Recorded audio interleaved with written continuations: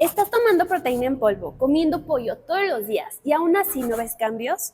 Puede que estés cometiendo este error. La proteína es importante, sí, pero uno de los errores más comunes que veo en el gimnasio es pensar que mientras más proteína comas, mejor serán tus resultados. La realidad es que ganar músculo o perder grasa depende de mucho más que un solo nutriente. Por ejemplo, muchas personas aumentan tanto la proteína que terminan reduciendo demasiado los carbohidratos.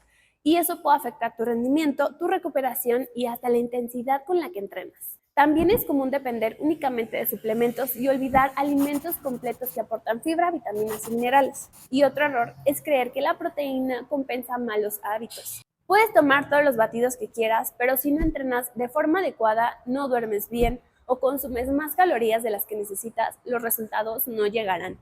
La proteína es una herramienta poderosa, pero no hace magia. Si quieres saber cuánta proteína realmente necesitas para tu objetivo, escribe proteína en los comentarios.